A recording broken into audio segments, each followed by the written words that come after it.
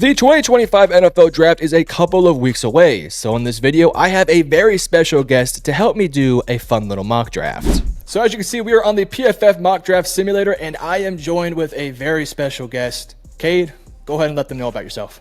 Hey everybody, it is a blessing to be here. Metro, thank you for having me on, and super excited to do this mock draft. We got some awesome trades for y'all. I'm not going to spoil anything. Metro, if you're ready, let's get this started. For sure. So I'm going to be taking the odds, meaning I have the first overall pick, and Cade is going to be taking the second, aka the evens. If you guys want to follow Cade, we did a mock draft on his channel. It's going to be in the description as well as in the pinned comments, so make sure you guys check him out. Pick number one, we're going to Abdul Carter. The Tennessee Titans are in a position where they could go quarterback in Cam Ward. Abdul Carter is the most productive and most proven edge rusher in this class. I think Abdul Carter is a great player, converted linebacker, played edge. You guys know how I feel about this. Abdul Carter to me makes the most sense. I mean, you want to go best player available if you're the Tennessee Titans. So thoughts on that, kid? I mean, Abdul Carter is everything you want in edge rusher. The prospect, this is the one where I don't care who's on the board. Abdul Carter's an option to be drafted. I'm taking him no matter what, so I'm completely aligned. Yeah, do you think he's the best player in this draft, or would you lean towards Travis Hunter? I think he's the best player in this draft. I'm going to defer from you. I actually think Hunter is the best. I think Hunter, now for the Titans, they're in a scenario where I would be a bit more comfortable taking Abdul Carter. Travis Hunter to me is the best pure player, best pure talent, I should say. He's pretty special. I mean, his production's off there. He's a special talent, can play corner, wide receiver. Do you see him more as a receiver or corner? I think the best way to utilize him, he is fun as a wide receiver, don't get me wrong, but him as a corner and like throwing him in red zone packages would just be chef's kiss. That's my favorite way to use him, and a realistic way to use him in the NFL, because he's not playing both ways. We know that. Anybody with a brain knows that. There's too much tread on the tires when you do that. But that's just my personal opinion. Corner and throw him in some packages. You put him out, you put him with the Titans, you'd have Calvin Ridley, Westbrook-Akine, Travis Hunter, and then in the secondary, if you play him both ways somehow, maybe you put him out there on certain packages on offense, you put him next to, who are they bringing in the offseason? The corner from Kansas City? I know who you're talking about. I can't think of the name. You guys know, but I think it'd be deadly. But I am going to go with Abdul Carter here, leaving you with pick number 2 with the Cleveland Browns. Let's go. Love the pick. Abdul Carter, as I just said, easily my favorite player in this draft. Here we go. The Browns are on the clock, and potentially, Abdul Carter just went. Something might be cooking up down the road, foreshadowing, I don't know, but somebody else is on the phone. And are you talking a trade? I'm thinking a trade, and Metro, I think it's actually one of your teams here calling. So who's calling the Browns here at 2 overall? Well, there's 2 teams I'm looking at. Either the Jets or the Raiders. It's got to be the Jets. It's got to be the Jets. You just know. So we're doing a trade here. So I'm thinking for the Jets to trade up from 7 to 2, I'm thinking 7, 42, and 157 for the number 2 overall pick. Fair is fair. For this situation, if you're Cleveland, you're assembling even more draft capital. Plus, you're probably going to trade Myles Garrett. Maybe you go Will Campbell with the first overall pick or your 7th overall pick. For the Jets, this trade makes so much sense. Aaron Rodgers is out the door. You got to give Garrett Wilson his franchise quarterback. Send the trade. We already know who's going to be the pick at pick number 2. We are forcing it through. The Jets are on the clock. And do I make this pick? We all know what the pick is. Do I make it? Do you announce it? Do I announce it? What are the rules here, Metro? Because it's your team, technically.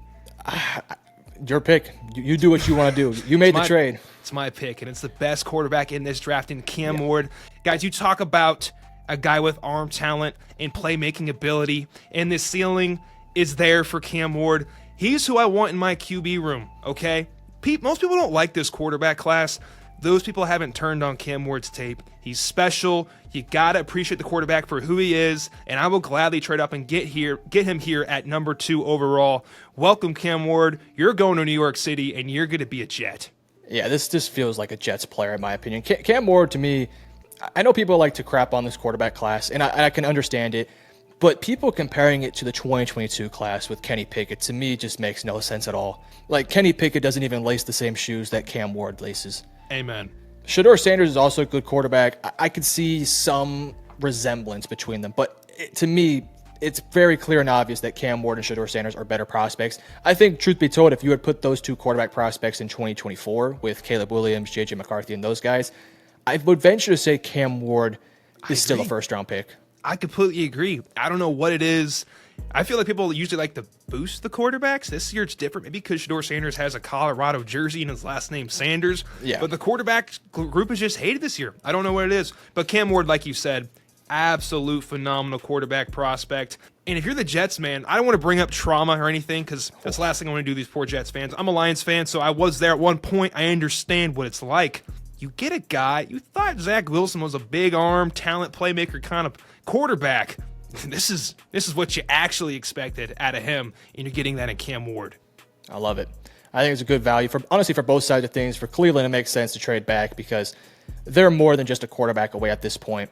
Yeah. The Jets, in my opinion, are around that just being a quarterback away. So for the Jets to be aggressive, it would make sense.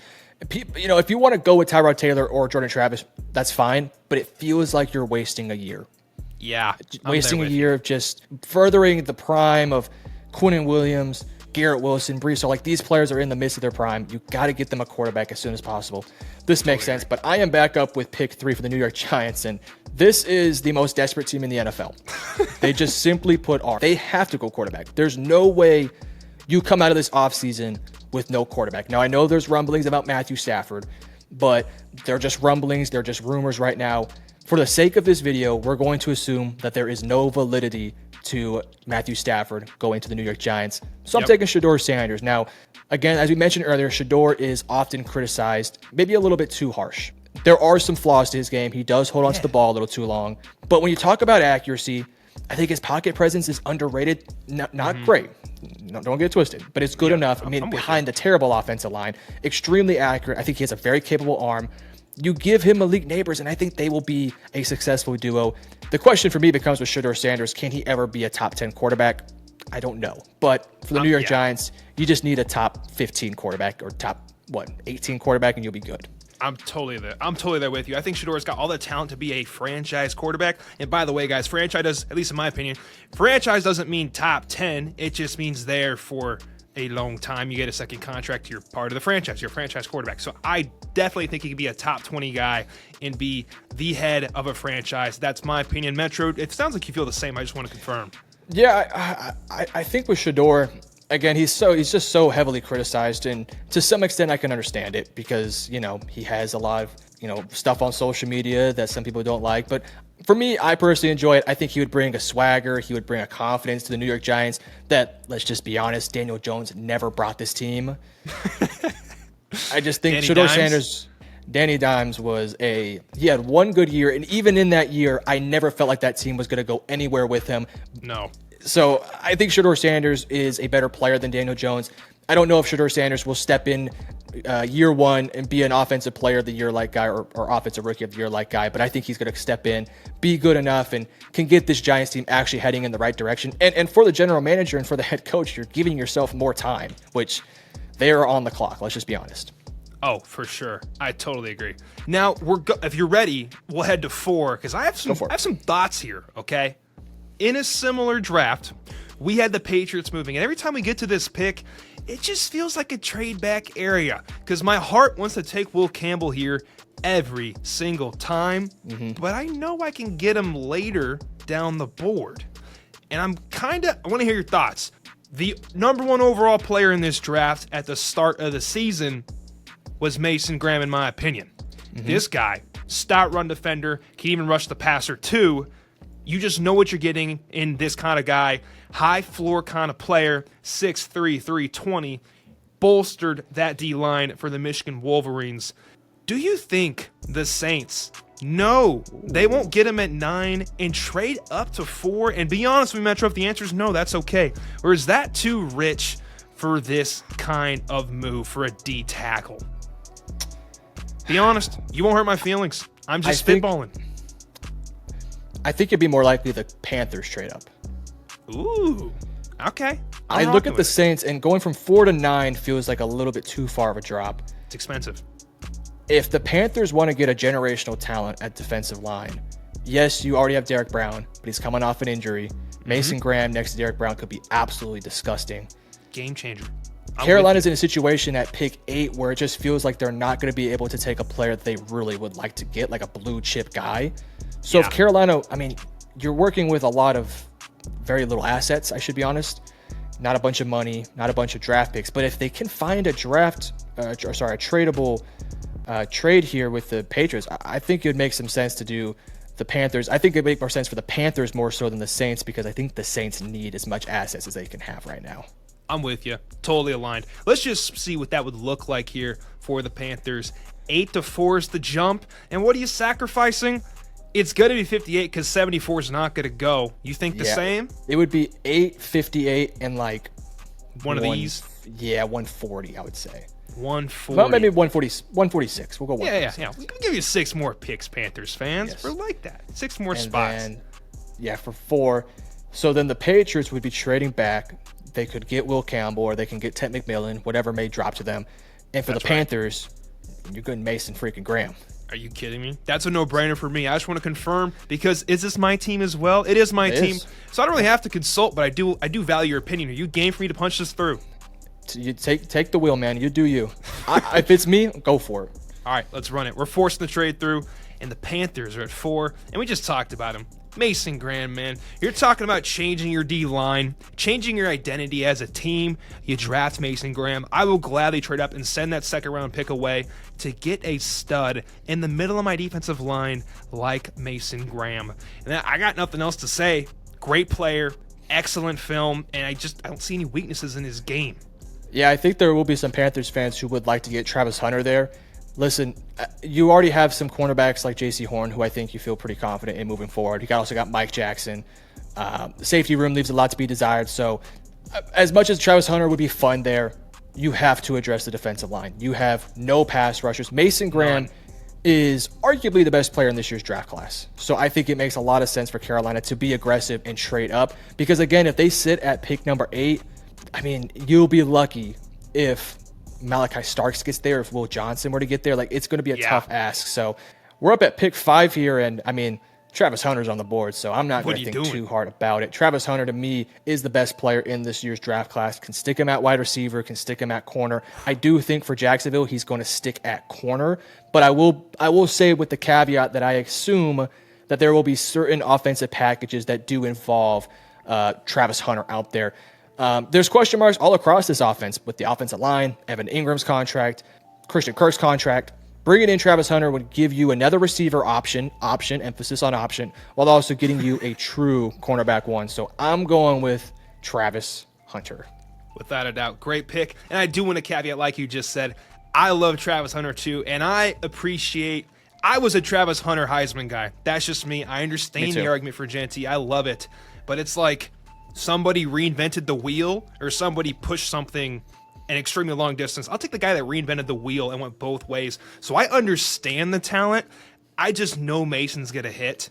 And like Travis should hit too. I just got this much more confidence in Mason, and he's a definite need on that Panthers D line. That's my explanation. I didn't really give it against Travis Hunter, but thank you for clarifying. And we're at 6 with the Raiders. So here, quarterback, running back, wide receiver, corner. I have a favorite prospect here, Metro. Ooh. And unless you're feeling tradey, I'm probably going to make the pick here, and the guy I have favoritism to, and he's another Wolverine. I'm a Spartan, so this is just wrong. This is just Michigan on Michigan State crime, but he is my second favorite player in this entire draft, Will Johnson. You get a corner that's 6'2", 202, physical, insane instincts, great ball skills. What's not to love? I think they take him here at 6. If you're game, I know Tom Brady's in the building, and these needs are glaring, and they're not ideal. But what do you think before I punch this through? Look, if Shedeur Sanders or Cam Ward's here, I don't think you'd think too hard about it. I would love to take Ash and Genty here, but they have so many bigger needs. Ted McMillan makes a lot of sense, but I mean, Brock Bowers, Jacoby Myers, I mean, those are two fantastic players. Your cornerbacks right now, Nate Hobbs, who's a free agent, Jack Jones, I'm going to mispronounce it, DeCamarion Richardson, Jacorian Bennett, Sam Webb. Those guys are not Will Johnson. Even if you do bring back Nate Hobbs, which I will assume they do so, you have to support your really good front seven where you have Max Crosby, Malcolm Kuntz, Christian Wilkins, Robert Spillane. I think it's a great pick to go ahead and take Will Johnson. He could be their true cornerback one and just give this secondary some much-needed support. Totally. He's everything you want in a cornerback, And yeah, we said enough things about him. I'm going to take him right here at number 6. And that goes to the Cleveland Browns at number 7. All right, so Cleveland is up at pick 7. Now, they traded down from pick 2, and we talked about Will Campbell. This is a team that has some really big question marks with the offensive line. Jedrick Wills is a free agent, likely not going to be returning to the team because he just has not been good at left tackle. With that said, Will Campbell has played left tackle his entire time at LSU, and I think that he could be the future left tackle for the team. I also do think he potentially can move inside to play guard. With that said, though, I think I'm going to do a bit of a 180 here. Oh, I'm going to take Ashton Jeanty. Here's the thing. Fire me up, dude. That's awesome. I think the Browns are in a situation where you just got to go best player available. And as much as I like Will Campbell, I don't know if I see him sticking at left tackle, because we made a joke in the last video where we talked about how, arm length doesn't matter. It does matter to some extent, especially with an offense tackle, especially a left tackle. It's everything. Will Campbell's a fantastic player. I don't care what nobody says. Yes, his arm length is concerning. He's still a top maybe 10 pick in this year's draft. Ashton Jeanty is a true difference maker offensively. I know Nick Chubb is still there, and people love Nick Chubb, and I love Nick Chubb, but Nick Chubb is not Ashton Jeanty at this point in his career. Ashton Jeanty behind what I think is a decent offensive line. Maybe Deshaun Watson's back, maybe he isn't. Who knows? Who cares at this point? Take Ashton Jeanty. He's going to be an absolute stud for this team. That's awesome, man. I mean, I think that'd be the only mock draft that has a trade back from 2 to 7, then an Ashton Jeanty snag. Love it. This is fun. And the Patriots trade back all the way from 4. A nice 4 picks, nothing too crazy. And they get the guy they wanted all along. Yes, Tet's on the board. I understand. I hear you, Patriot fans. I just think that a guy like Vrabel is going to want to address the O-line before he gets wide receivers. Just my take on it. I think it'll go longer term and be a better investment for the team as a whole.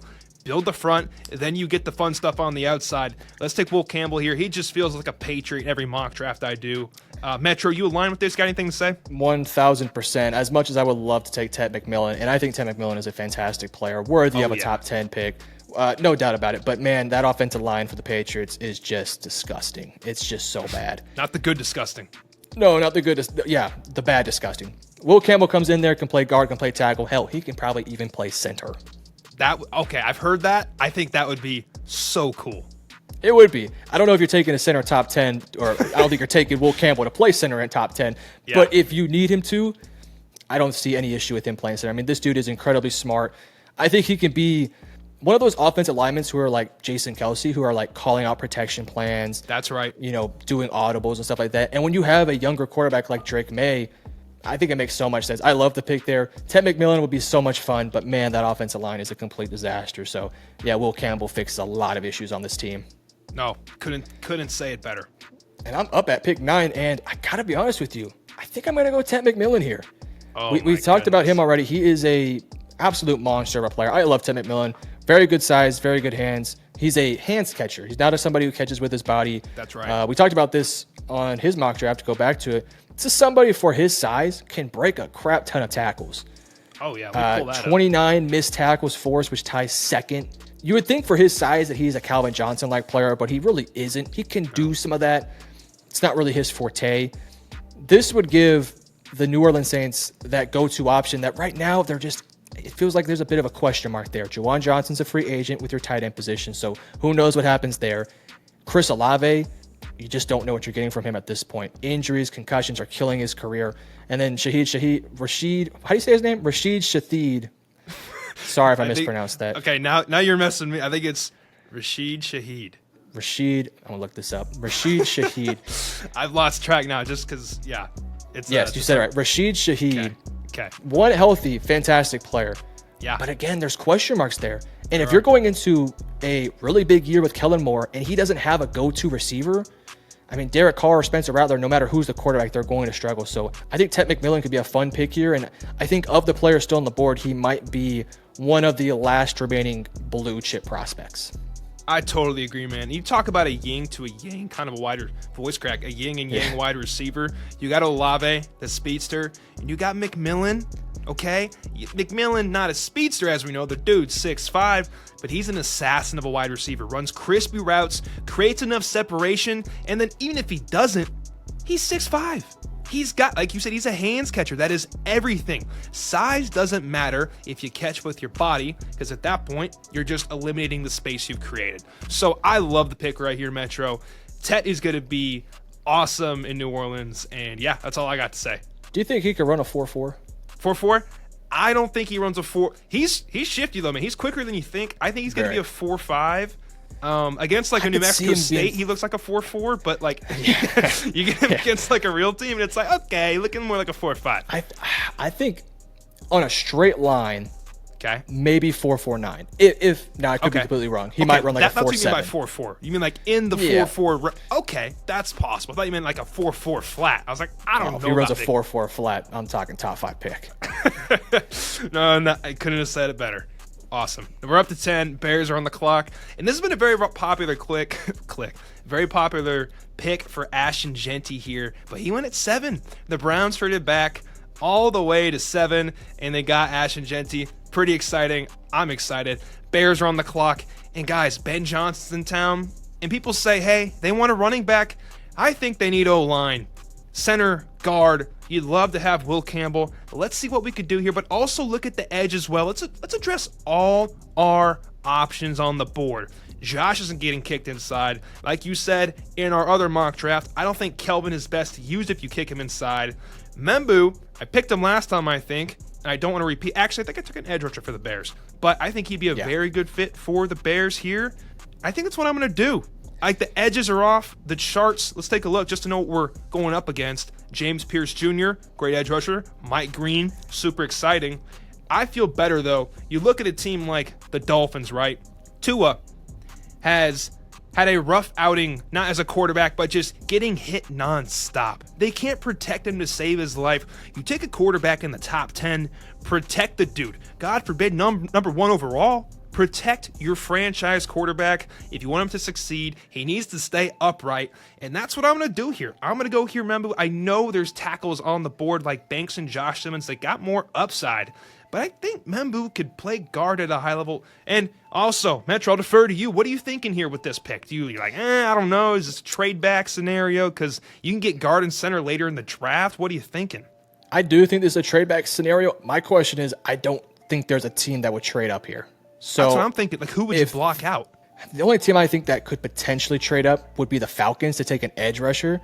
Yeah. But I got to be honest with you. I think they should be fine at pick 15. So I like the pick of taking Armand Membu here. Like you mentioned, I think Josh Simmons sticks at tackle. Kelvin Banks sticks at tackle as well.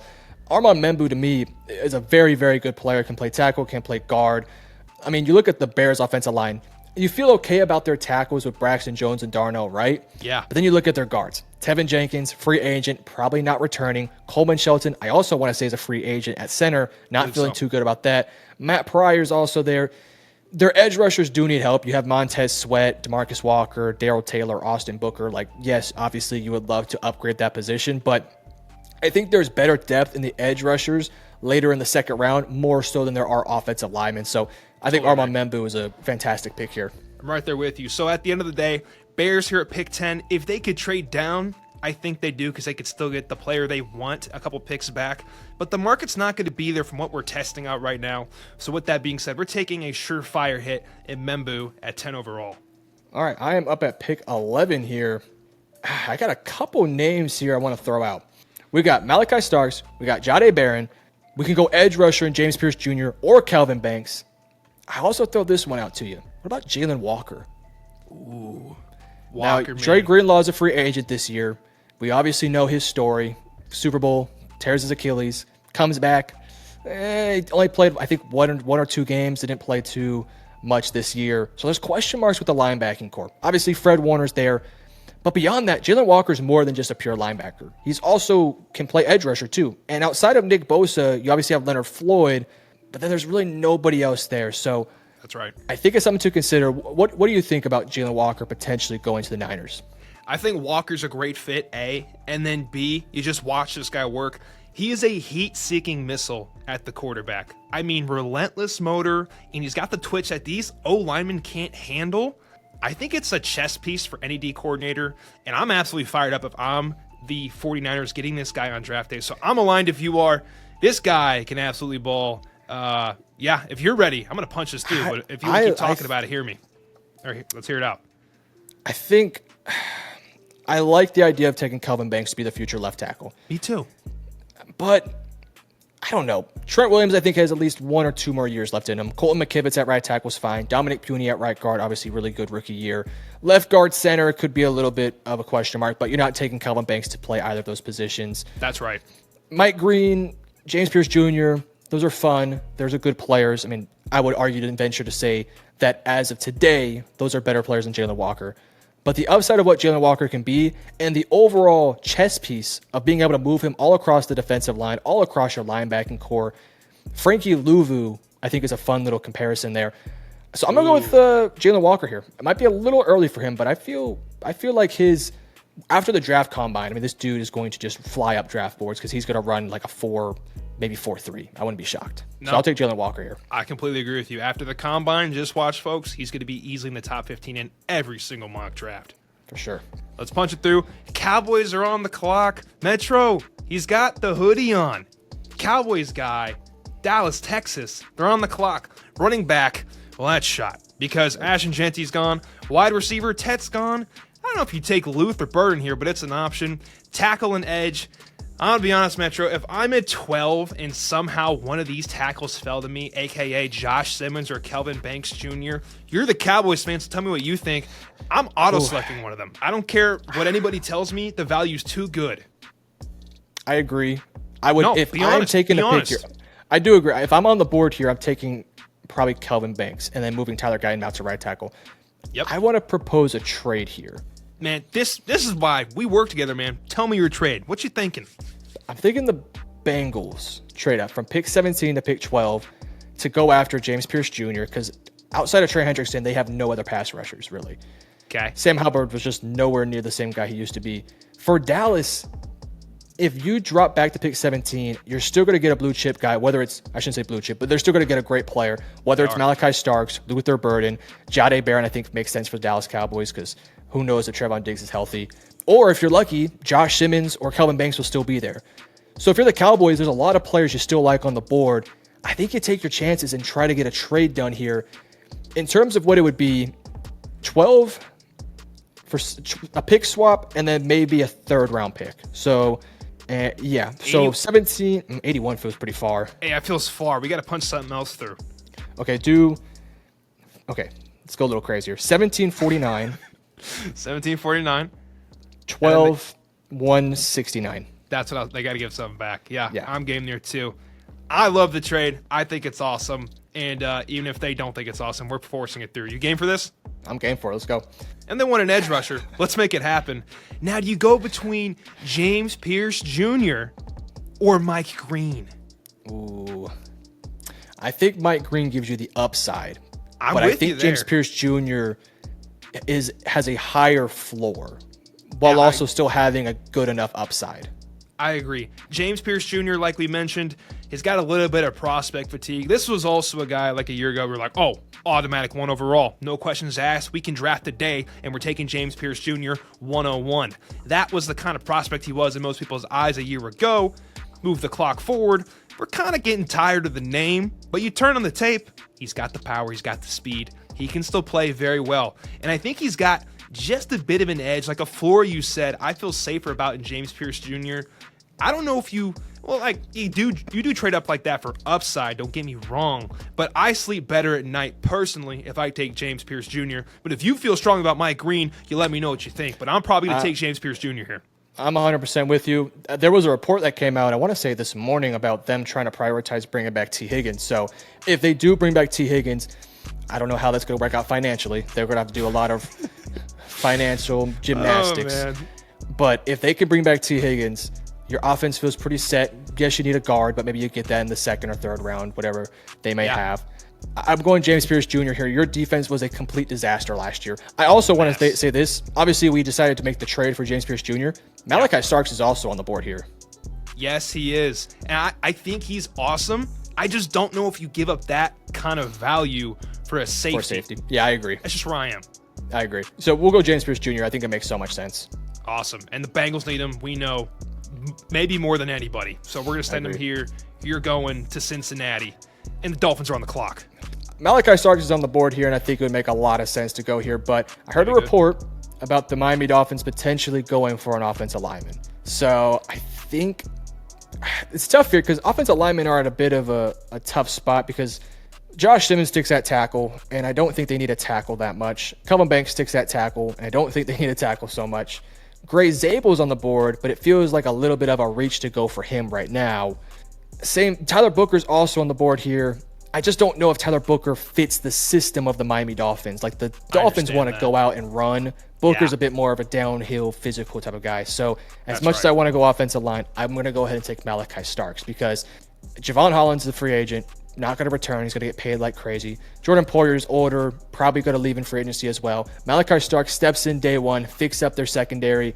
I think it's just good value for the pick. Malachi Starks is a hell of a player, can play free safety, strong safety, wherever you really need him to go. I even think he can play nickel if you want him to, though the Dolphins don't need him to. So I'm going to go Malachi Starks here. I think it makes a lot of sense. This is awesome. And I love the pick for reference, but can you imagine Tua undrafted? He's going to be, no. You know the meme from Interstellar? He's like, yes, no, don't do it.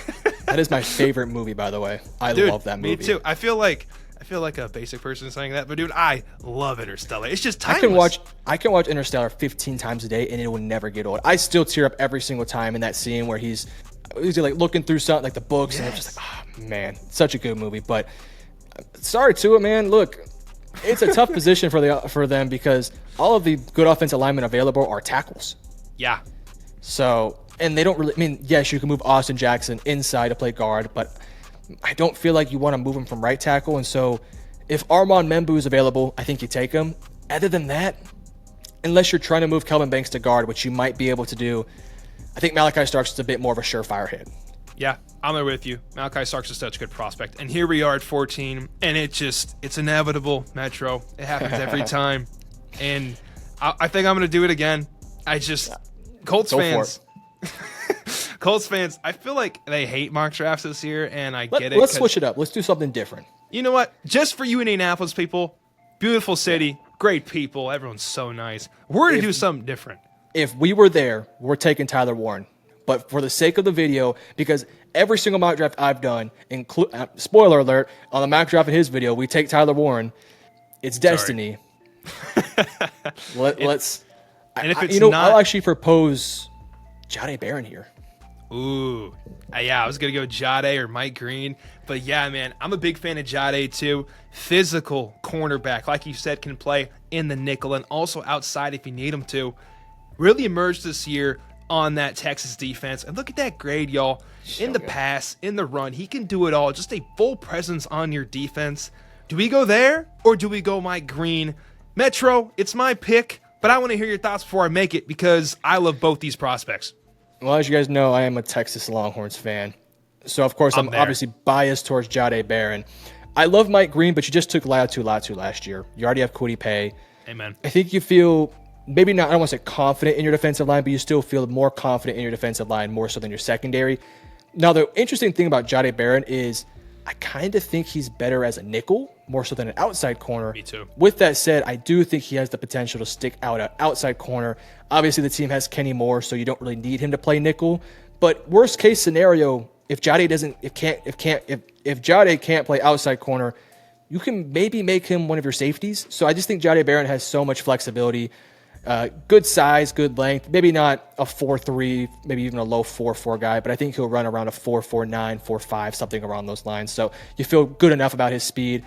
He's a complete difference maker on the defense, can get you some interceptions, just a complete dominant playmaker, versatile piece. I think it's a good pick. I'm there too. Hook him all the way. And I will say, while he's not running the fastest straight line speed, I personally think his change of direction is plenty good to get it done as a corner, especially as a nickel. And let's be honest, y'all, we can all run in our underwear down a straight line in an indoor facility with brand new turf. Does it really matter when the pads are on and you got to hit somebody with that speed and with that length and with that size? That's football, baby. And Jahdae Barron does that at the highest level out of all these corners. He's a physical presence on your defense. So I'm going to take him right here and give it back to you with the Falcons 15. All right, Falcons are up, and edge rusher Mike Green is still on the board here. This is a Falcons team that Their pass rushing unit was their demise for 90% of the season, but that last 10%, they had a decent pass rush. Matthew Judon is likely going to be gone, so you got to find a replacement there. And that defensive line in general just really could use some juice. Yep. It's been a positional need for so many years. They just have not addressed it good enough. So I think Mike Green is the clear answer here. I want to say 248 pounds. You would like to get him up to around 255, 260 to handle more physical tackles. But with his speed, his bend around the corner, I don't think you can go wrong with him. Like I said, they need pass rushers, and I think Mike Green would make a lot of sense there. So I'm going to punch in Mike Green. I do want to say I would have considered Luther Burden and Tyler Warren because there are question marks with their receiving corps, but I am going to go with Mike Green here. Totally. And Mike Green is just someone you don't expect to get at 15, so if he's there on your draft board, like Luther, great player, I expect him to be at 15. I don't really know if Mike Green's going to be there at 15. I think some team might even trade up to get a player like this. The edge talent's just too good, and his upside, like you said earlier, is just to the moon. I'm happily taking him here at 15. Let's move to 16 with the Cardinals. And here we are, guard, tackle, D lineman. And this is kind of dream scenario, not only for the Cowboys, but for the Cardinals as well. They get their pick of Josh Simmons and Kelvin Banks. Now, do we pair up and have two O tackles from OSU, or no one really says OSU, Ohio State University, or do we go Kelvin Banks Jr.? I like Kelvin more. I respect the prospect that Josh Simmons is. I'm probably going to go Kelvin right here and punch him through, and he's going to be on the Arizona Cardinals. Do the Cardinals play, what's his name? Do they play, oh my God, I'm blanking on his name. I'm looking him up. Oh, do they play him left or right? Yeah, Paris Johnson plays left tackle. So are you going to keep Kelvin at right? That's a good question. That's a good point. Is Josh a right? I think Josh is more he's more of a left tackle, but I think he would, I just look at Kelvin Banks and I don't know if he can play right tackle. I understand. He's definitely a lock at left. This is a good call out. Would you move, this is a good discussion. Would you move would you move Paris to right and have Kelvin there at left? Or what are your thoughts on that? Because I feel like, personally, let's look at D-line talent. Yeah, Kenneth is here, great pick. Walter's here, great pick. I feel like if you can get a great tackle in here and just shore up that O-line for your quarterback, you would do it. So what is the best way to make this work in your opinion? Well, you have Kelvin Beachum, Jonah Williams, who I know Jonah Williams, I want to say he's a free agent, so he might be out the door. Kelvin Beachum, you can replace him with a younger talent. Paris Johnson Jr. has been so up and down at left tackle that if I take Kelvin Banks, I'm keeping Kelvin at left tackle and moving Paris Johnson somewhere else. Yep. I just look at Kelvin Banks and I just maybe I'm wrong. Maybe he can play other positions, but I just see him as a pure left tackle. Like his frame, his size, the way he moves just is left tackle. And he's, in my opinion, the best pure pass protector in this draft class, even more so than Will Campbell. I think Will Campbell is a better package. I think he's more versatile and could be used in different ways. But as a pure pass protector at the tackle position, I'm taking Kelvin Banks. And I just don't feel confident moving him outside of that left tackle spot. So if it's me and I make the call here, I'm taking Kelvin Banks to play left tackle and moving Paris Johnson Jr. to right tackle. That's what I was thinking. I just wanted to make sure that Paris could do that. And I felt like he could. Just wanted to confirm with my great source in Metro. So let's make that happen. If you're a game, it sounds like you are.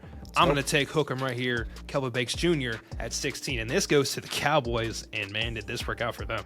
Yeah, this worked out really well for them. I mean, there's so many different players they can take. Luther Burden, I think there's some similar things with Luther Burden and CeeDee Lamb in terms of their play styles. Both are can be used on the inside, can be played on the outside. Both don't have elite size, but are just incredible athletes that can do so much with the football in their hands. So I kind of think there's a bit of redundancy there, but at the same time, it's worked out with Tyreek Hill and Jalen Waddle.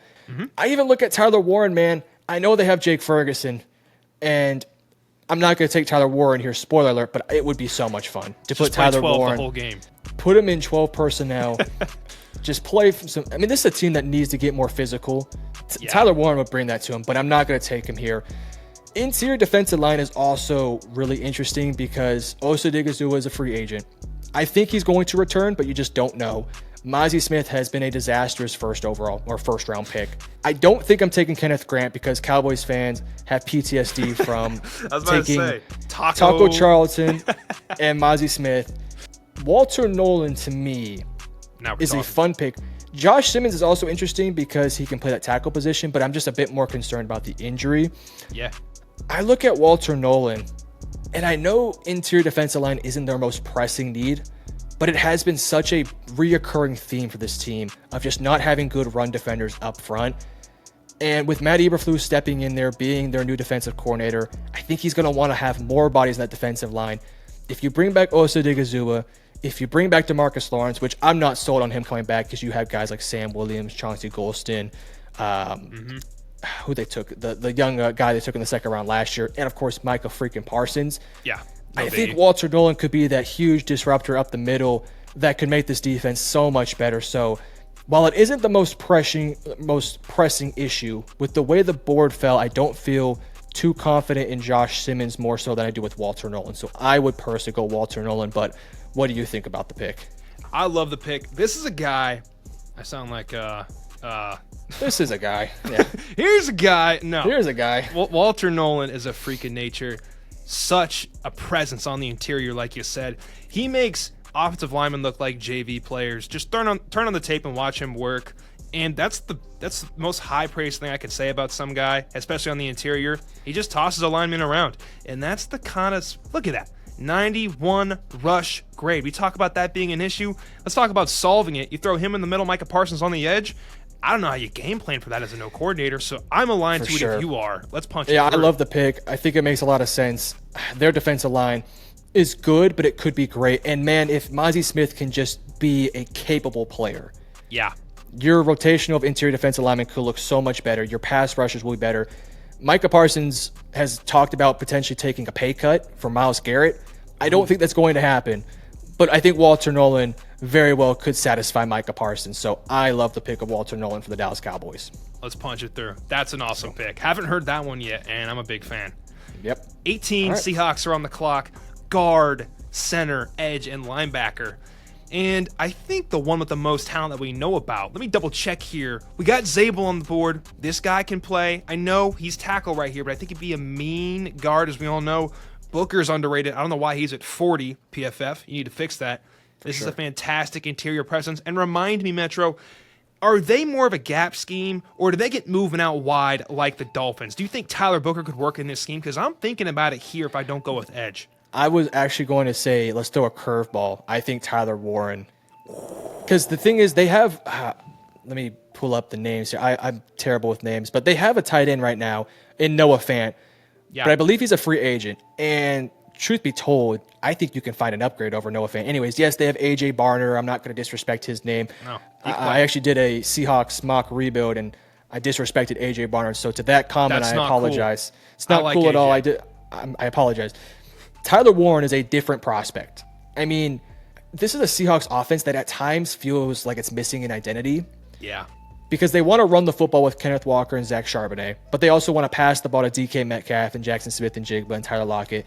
Tyler Warren could be the guy that gives this offense a bit of a physical personality, and he would just bring so much to this offense. It's so similar in some ways to like the Colts, whereas like the Colts, while they have an identity, they need a guy who can continue to push that identity. Tyler Warren could be your team's identity on the offensive end. The offensive line is concerning. I'm not going to, not say anything about that. But with the way the board fell, I mean, Tyler Warren is a fantastic player. So it's your pick. If I'm on the board here, though, Tyler Warren has got to be tempting. No, he's a discussion. I'm right there with you. And I do like the upside because, yes, it would be awesome to shore up that interior line with Booker or, of course, Zabel. But does he have that kind of impact that Warren would have? And I haven't even thought about this because of A.J. Barner, but Warren's just such a difference maker on that offense. I'm game for it if you are. It sounds like you are. And like you said, the Seahawks have no identity. Let's bring it back. I've made up my mind. Let's punch through Tyler Warren, and we're going to go to the Bucs here at 19. Yeah, I would love to take offensive line there, but again, Josh Simmons sticks that tackle. I mean, if you can replace Abraham Lucas with him, but yeah, I mean, man, there's a difference maker like Tyler Warren on the board. You don't think twice. Yep. But here I am with the Buccaneers at pick 19, edge rusher, cornerback 1, maybe potentially receiver, depending on what happens with Chris Godwin. Those players are all on the board here. Mykel Williams is available, and I think Mykel Williams is a good player. I think he's going to need some development. Do not quote me on this, but I believe he was dealing with injuries throughout the year, so keep that in mind. Right now, day one, he's going to step in and be a dominant run stuffer on this team, which the Buccaneers, truth be told, really don't need. But they need somebody who has a pass rushing upside, and I think of the names available, Micah Williams might have the highest upside as a pass rusher. I like Shamar Stewart. I don't know if he necessarily fits the defensive style that they like to play with. Totally.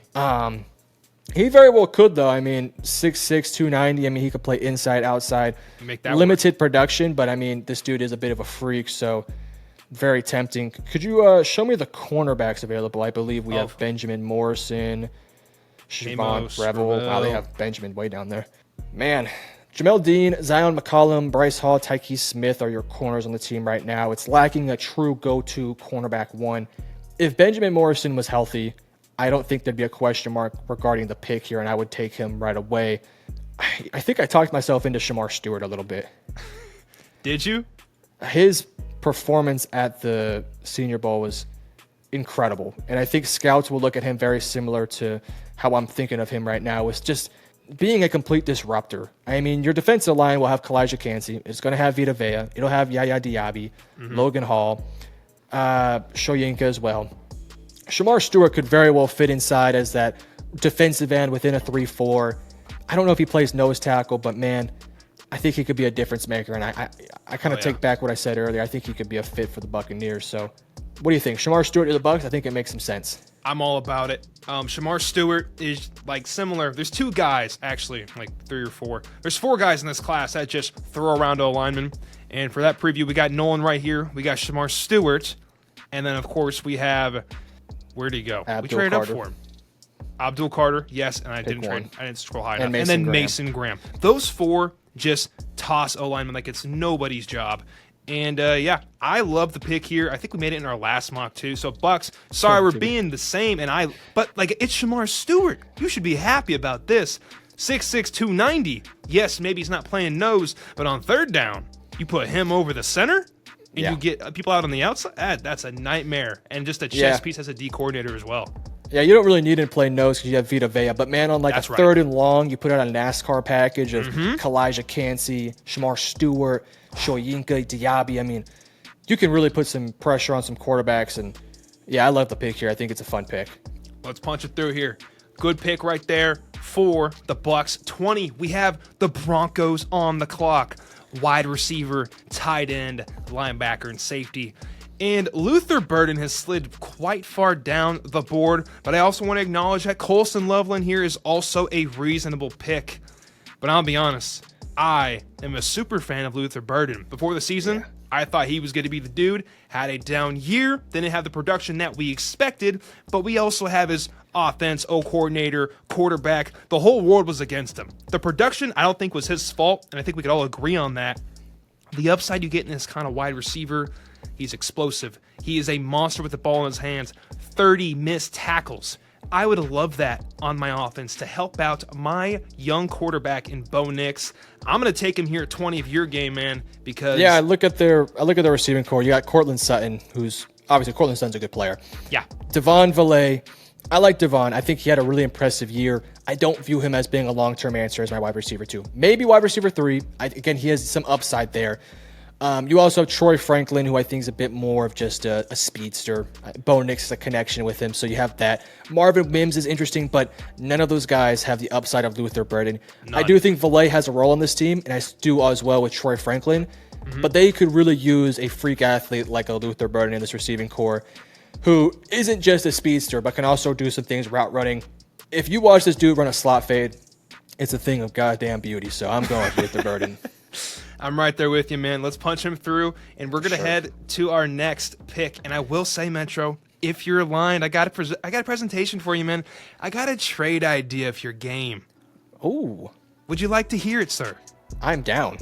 I have 26 overall. I have the Rams calling you because there's a prospect I don't think should be here. Josh Simmons, the O tackle. The Rams need one. And if he's there at 21... I would gladly trade up 5 picks. Is that reasonable? Do you think they're in the position to make a trade like that? Because I know he'd make an instant impact on their team, and it is for sure a position to need, and you're not going to get that kind of tackle sitting at 26. I 100% think this is a great trade idea. Listen, the Rams in this scenario still have Matthew Stafford. Alaric Jackson's a free agent.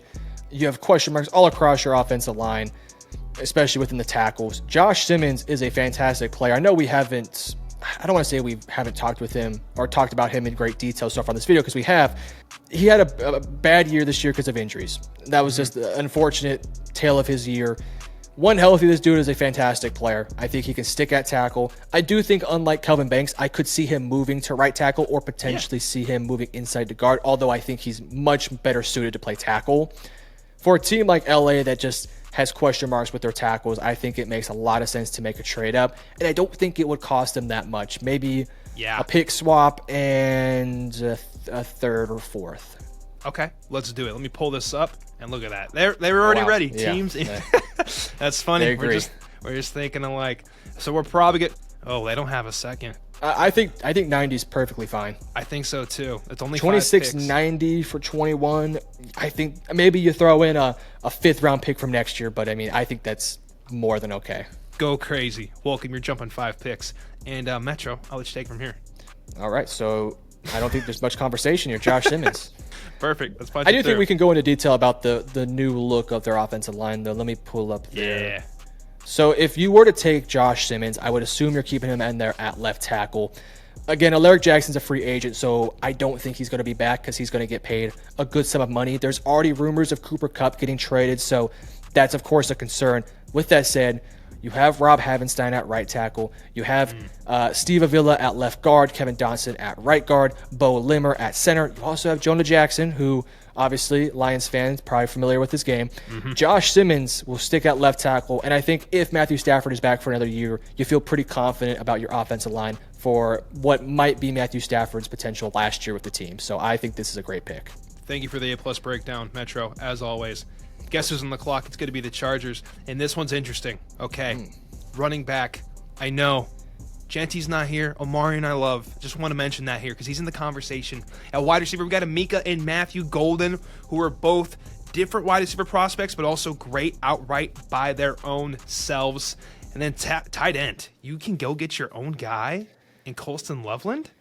Also pretty cool. And then at edge, what are we looking like at edge? Nick Gordon also pretty good Micah player. Williams is also available. Dude, I didn't even see him. I look at edge. You have Joey Bosa. You have Khalil Mack. Mack is a free agent. I think he could be gone. Joey Bosa is only getting older. This year he only had 5 sacks. So yeah, Micah Williams steps in there. I think he could be a good fit. I mean, tight end, you have Will Dissly, Colston Loveland, obviously a big-time upgrade there, but there's some question marks with this defensive line that I don't think are being talked about enough. Not to mention, Poona Ford is also a free agent too, so. Correct. I agree with you. I think Mike Hill's the best value here, but I will mention this pick will show how they're approaching next year. Because Mike Hill, let's be honest, as we know, a little bit hurt last year, as he mentioned. He's young. He's a project. He wasn't the most highest performing edge player in this entire class. Would you rather take a guy like that and develop him for a year and not admit to being like, hey, we're a year 3 kind of team? Or you take somebody like Egbuka, Golden, or even a tight end in Colston Loveland, and we're like, we are winning now. Let's move the chains. Let's go to the playoffs and make a run at this. Maybe not a full Super Bowl run, but at least make a run in the playoffs. Yeah. I think that really defines their team and what they want to be. If I'm Jim Harbaugh, because I'm trying to put myself in the mind of a Jim Harbaugh, the mind of a Greg Jennings, what do I want to do? I think, because I know him pretty well, Spartan fan, respect his game.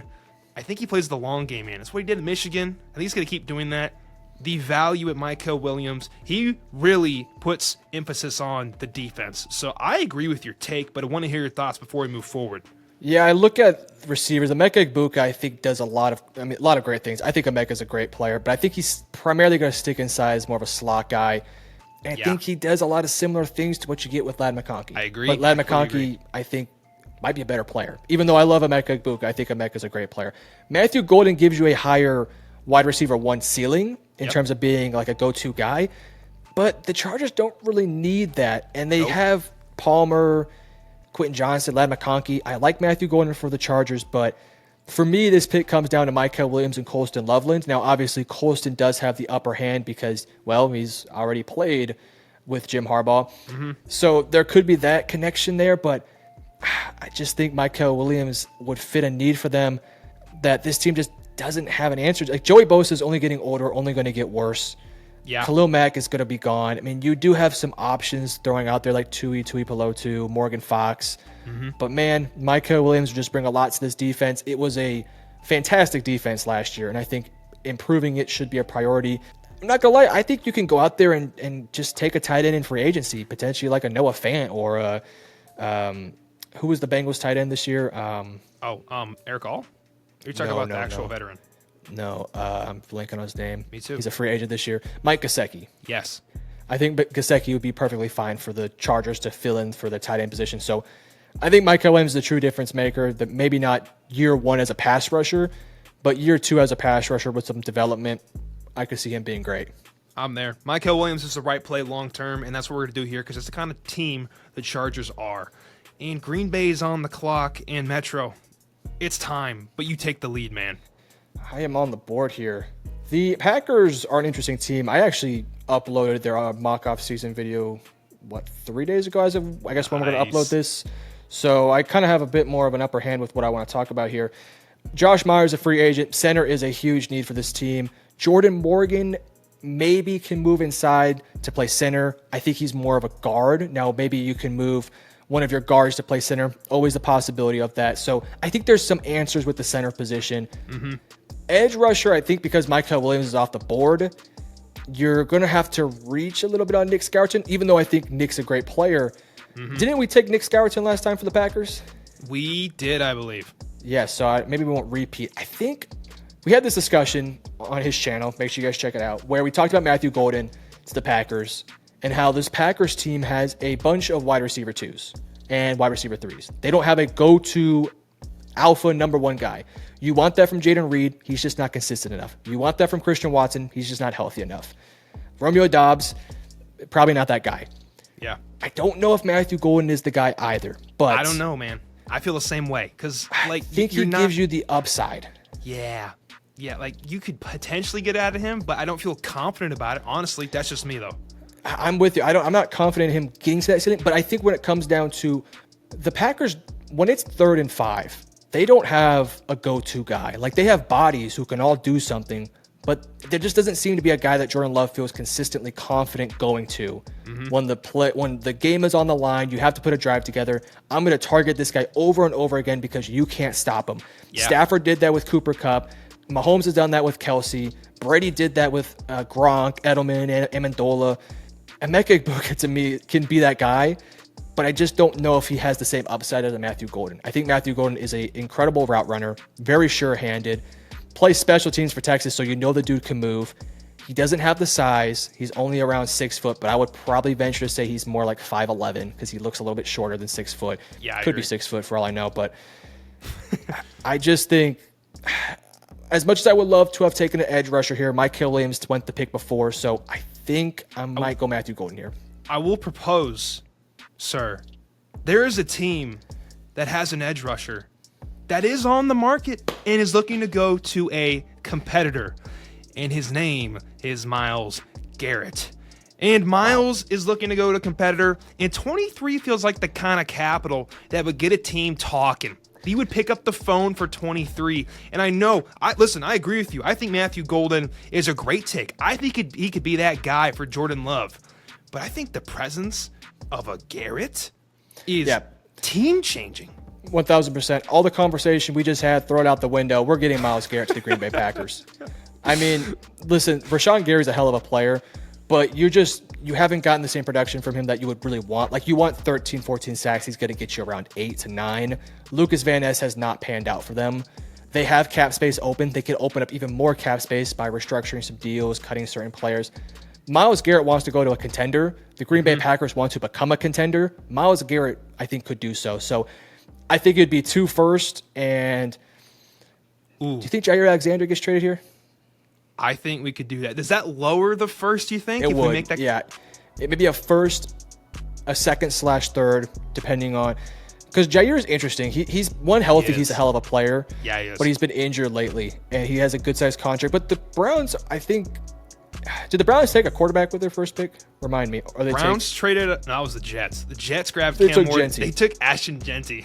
Yeah, This so was a fun draft. They could be a team that goes for like a veteran quarterback. Maybe Yeah. they rock with Jameis Winston or something, Oh, that'd and be goes awesome. all in on like 2026 when they draft a quarterback that year. Totally. So I kind of like the idea of going 23, 87, and Jair Alexander for Myles Garrett. Yeah, that seems completely fair to me. If you're I think it'd be a win now move for the Green Bay Packers, and I think for the Browns, you're getting assets this year to get younger players for the future, but you're also getting Jair Alexander, who can step in day one and play alongside their other great corners, and I mean, still keep that defense looking really damn good. So I think it's a great idea here. So I say we punch it through. Sweet. Let's punch it through. Take it away, King. I wonder who we're taking. Ooh, now I don't know who we're gonna take here. We took Ashton Genty, so that kind of takes care of running back. Who's available for tackles? Because we Let's talked take a about peek. Jedrick Wills being out the door, and You could go Donovan, but he played guard. It was more like a supplement thing. yeah, I'm looking at Josh Connerly here. Listen, Josh Connerly had a couple bad reps against, was it Mike Green? Yes. Yeah, so he had a couple bad reps. That's kind of hurting his stock. But listen, you have a full tape, a full season worth of tape, of just really good play for Oregon last year. I think he has the skill set that the Browns would love to have. He can be physical. He can also run around and make some plays out in space as a screen passer, those sort of things. So I think Josh Connerly will make a lot of sense for the Browns.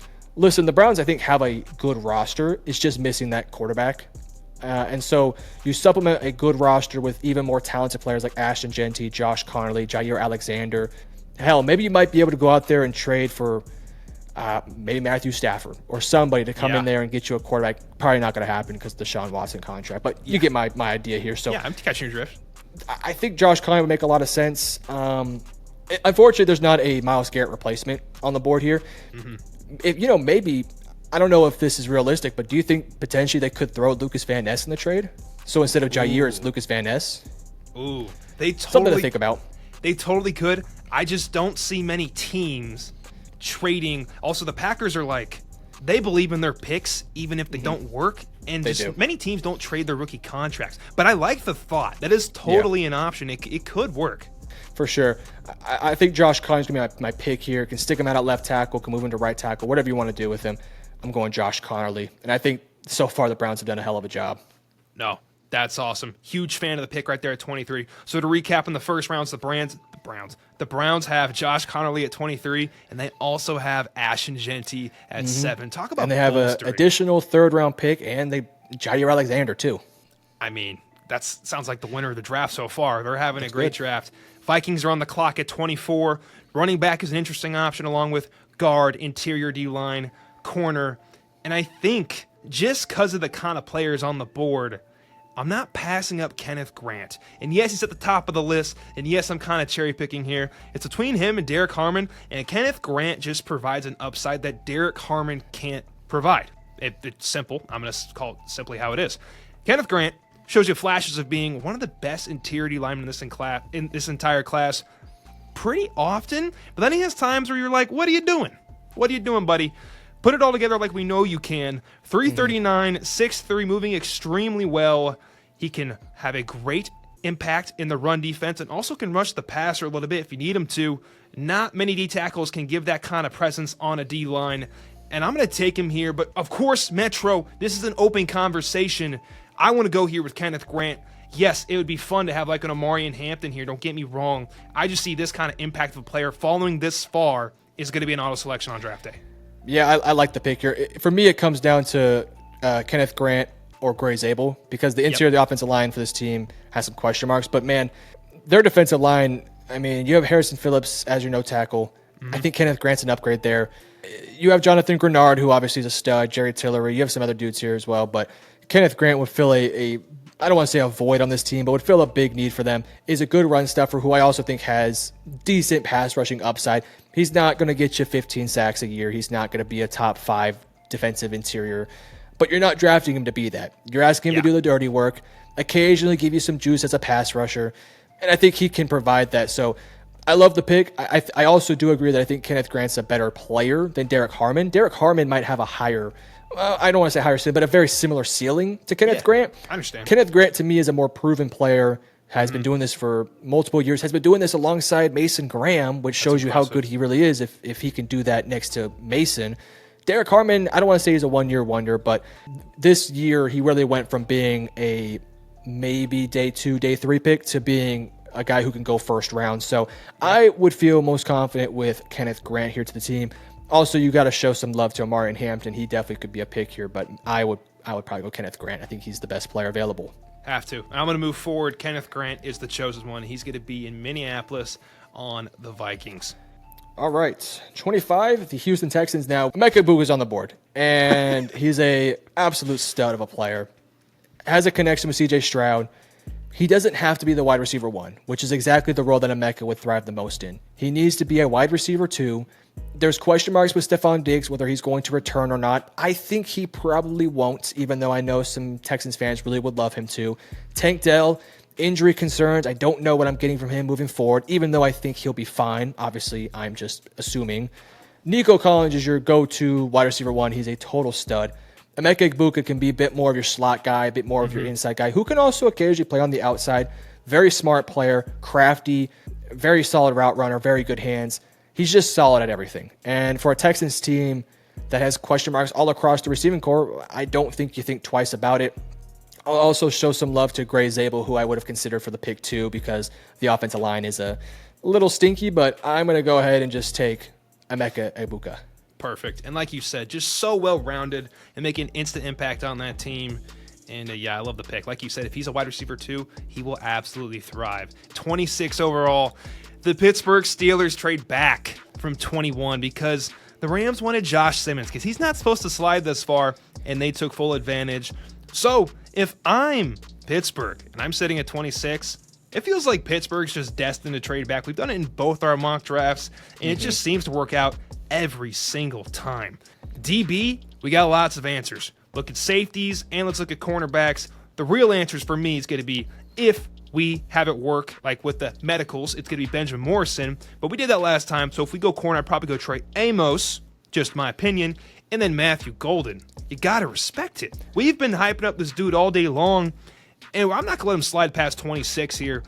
The Steelers need him. I think he fits in very well. He's going to mesh with those wide receivers. They got Roman in the slot. They got, who's big fella? How did I forget his name? George Pickens. Thank you. They got George Pickens on the outside. I think Matthew Golden slides in very nicely, makes an instant impact on this team as well. I love the ceiling. Metro, what are your thoughts, man? I know you like Longhorns. You're a Texas guy. I am too. Yeah, if I was taking the pick here, I'd also go Matthew Golden. It would remind me of when the Seahawks took Jackson Smith and Jigba to pair next to DK Metcalf. Yeah. With DK, obviously George Pickens, DK aren't, I don't want to say the same player, but they do some similar things. George Pickens makes a lot of those flashy, big catches, but when you're asking him to do stuff underneath and do stuff that like a Matthew Golden could do, he just doesn't thrive with that. George Pickens is somebody who you got to throw 50-50 balls to, you got to throw deep shots at. Matthew Golden could do all the work underneath like a Jackson Smith and Jigba. You pair that with the potential of Roman Wilson or whoever else you may have. I just think Matthew Golden makes a bunch of sense. Yes, cornerback is a pressing issue, and Trey Amos, Siobhan Ravel, Benjamin Morrison are all there. But, man, just look at Matthew Golden. I just see somebody who could get open consistently for whoever may be throwing the football. He's a speedster. He can run. I mean, this dude's probably going to run a 4.44, 4.43, maybe even a 4.39 if he gets a little lucky. But, yeah, right. Matthew Golden, to me, he doesn't have the elite size, but you don't need elite size when you have George Pickens.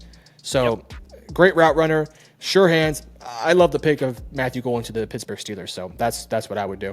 Oh, yeah, and along with the sure hands, I just want to call out his acrobatic ability and, ability to track the football in air, which is the thing. You got to roll with the catch when it's over the shoulder. It's second to none. I love that kind of combo Matthew Golden has as a wide receiver. It's more than just catching the ball with your hands. It's how you adjust to it in the air. So we're going to take him here at 26, and we're going to go to the Ravens at 27. Love the pick there. For the Baltimore Ravens, I mean, Nick Scourton's on the board here. Is it Nick Scourton or Nick Scorton? How do you say it? I think it's Scorton. I've heard Scorton, so I'm going to go with that. Okay, I'll go with Nick Scorton too. Listen, you have some guys on the defensive line who you feel pretty confident in. Matabike, Travis Jones, Broderick Washington, Odafe Owe, so on and so forth. Nick Scourton kind of just continues the trend of getting more big physical defensive linemen that have traits that can provide juice. I mean, he's 285 pounds, so he can play as an edge. He can play on the inside if you need him to. Production leaves a little bit to be desired with Texas A&M, but same thing can be said about Shamar Stewart. So, what was it with Purdue last year? Yeah, that's right. So his Purdue tape was really good. Yeah, I think Nick Scourton makes a lot of sense. You could go offensive lineman too, but I mean, Nick Scourton's here, and I think Nick Scourton, to me, I mean, this defense, it picked up later in the season. Obviously, the beginning wasn't so pretty, but I think Nick Scourton just continues the trend of adding great players in this team, and I think you bring back Patrick McCarr, you hopefully bring back Ronnie Stanley to fix up your offensive line, and I think you run with Nick Scourton, so I'm going to go Nick Scourton here.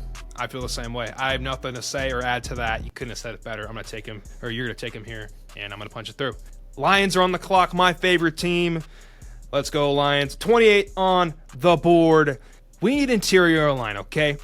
Our offensive line is our strength, and it won't remain a strength if we don't address it accordingly.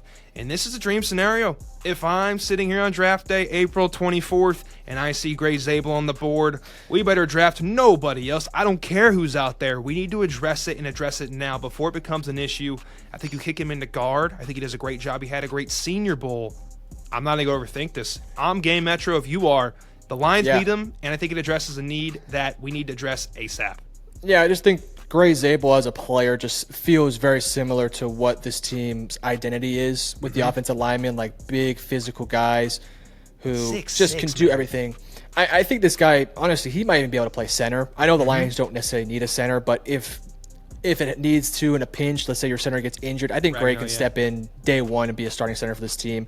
He's experienced. He's seen everything. North Dakota State obviously doesn't go up against the greatest of competition, but whenever he's asked to go up against good players, he has just simply dominated. Like you said, at the Senior Bowl, he was great. So I love the pick of Gray Zabel to the Detroit Lions. I mean, you got question marks with some older players, some players leaving in free agency. So you want to continue the trend of dominating in the trenches. I think Gray Zabel clearly makes a lot of sense here. Let's keep it pushing. Big pick right there for my Lions. And 29 on the board, we have the Commanders. All right, I have 29 for the Commanders, and receiver, edge rusher, cornerback 2, maybe even running back, though I don't think I'll take one. Amari Hampton is there, which would be fun, but I'm looking at edge rushers. Jack Sawyer, I think, is still on the board here. We could even maybe go. I guess he is. JT Tuimoloau, Donovan Ezaraku's on the board too. This is a team that, I mean, they have guys. Dorrance Armstrong, Dante Fowler, Frankie Louvu can pass rush a little bit. But Dante Fowler's a free agent, probably going to get paid, although I do think he'll likely return, by the way.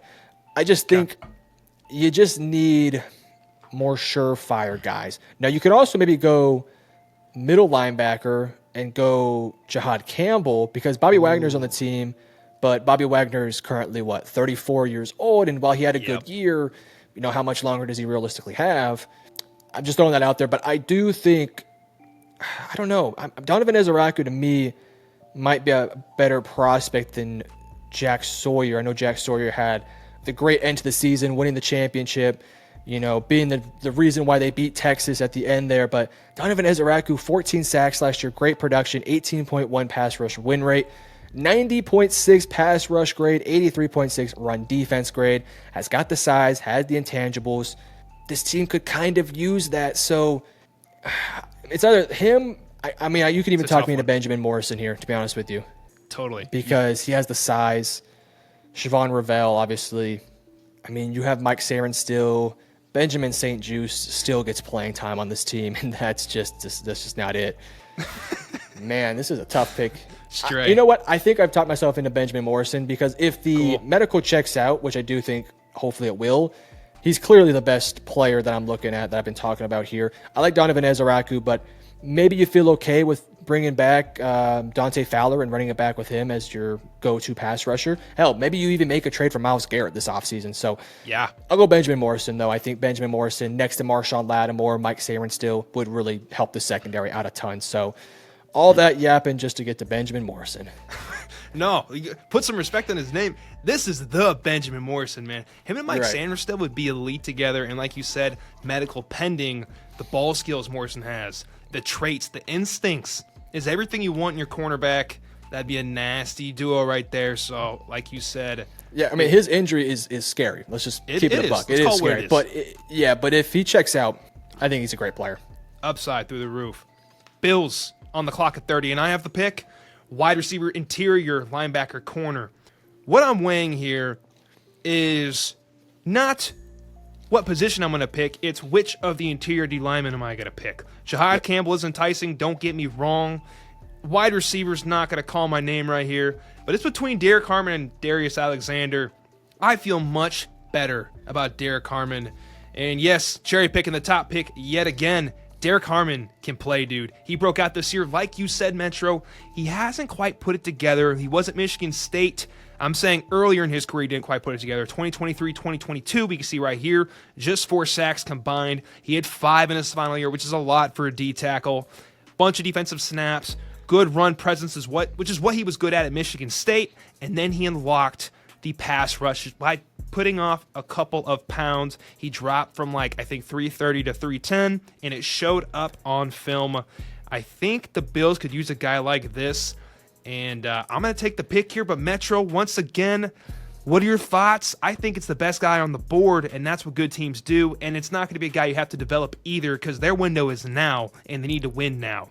Yeah, I agree with you. In terms of edge rushers on the board, I would consider Donovan Ezraku, but I mean, Derek Harmon steps in day one, can be a part of a rotation with Ed Oliver and Jordan Phillips, Daquan Jones, but I mean, Derek Harmon would be obviously just as good as somebody like Ed Oliver, who I think is a hell of a player.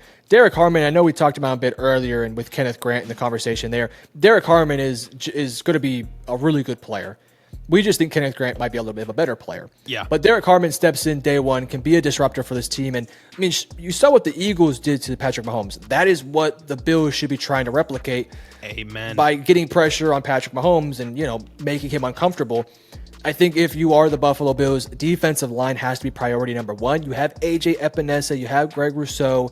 We'll see what happens with Von Miller. I think he's out the door. But Derek Harmon steps in there day one, is a playmaker for this team. They also, I think, have 2 second-round picks, so we'll see what they can do with that. Again, we talked about it with the Myles Garrett trade. Maybe Buffalo gets in the conversation there. Ooh, that would be nice. Would be.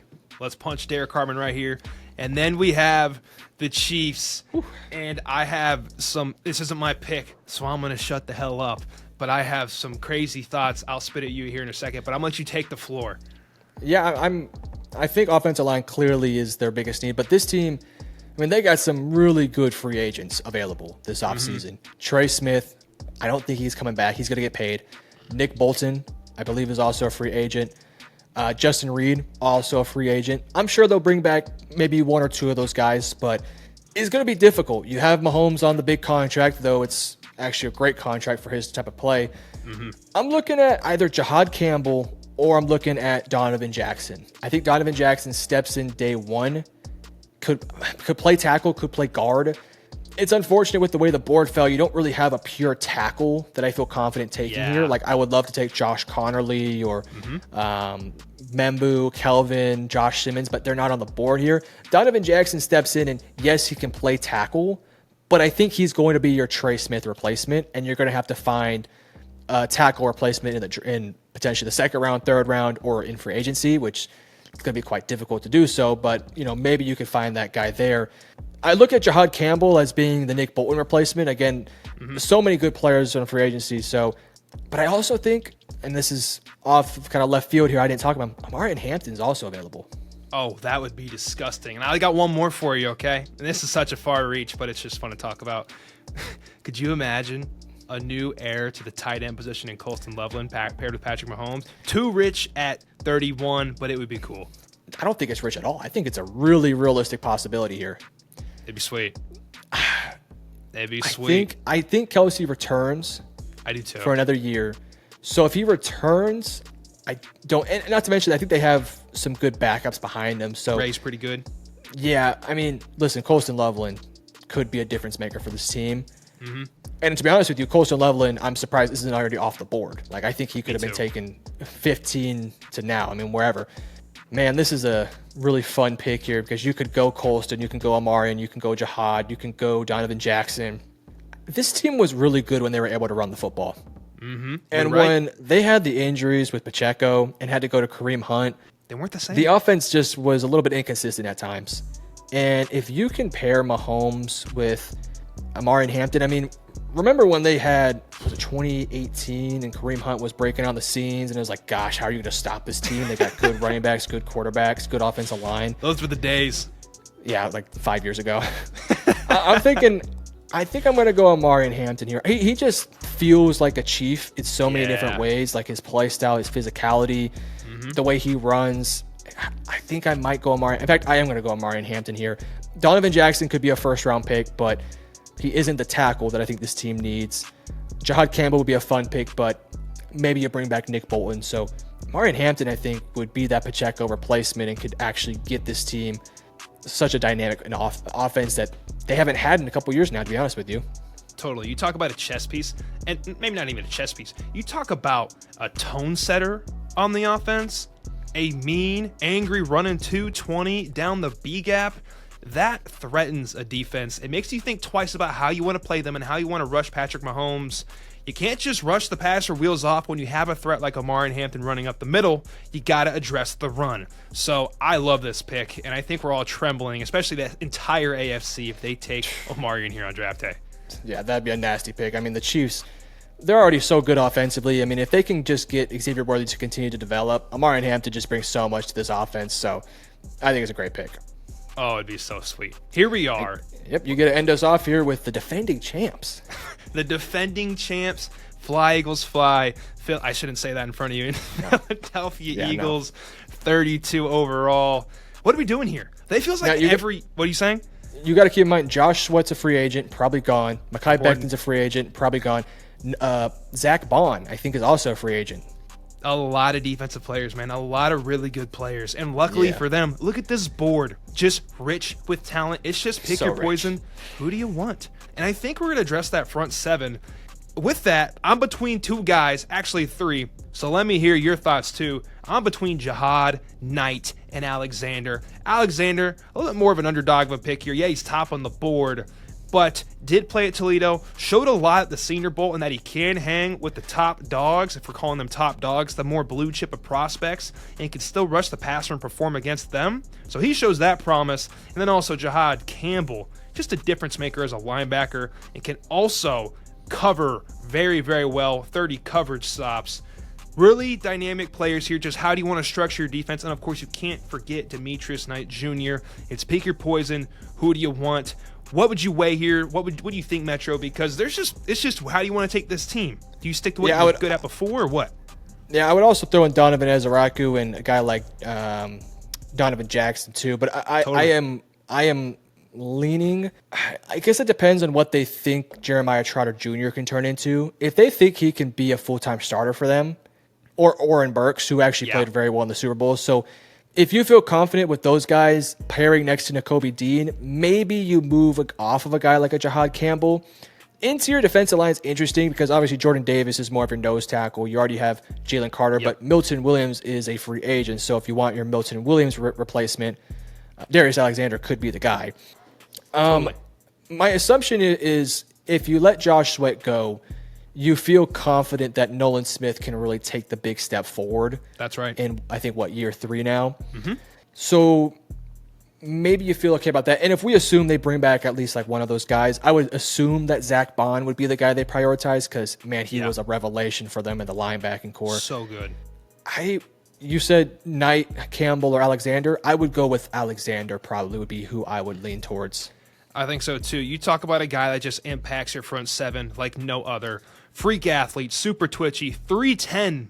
One more time, 310. That's a lot of weight to be moving that fast. 6'4" as well. I do think we have to take into consideration the Eagles and how they like to go with big-name schools. Although Quinion Mitchell went to Toledo, right?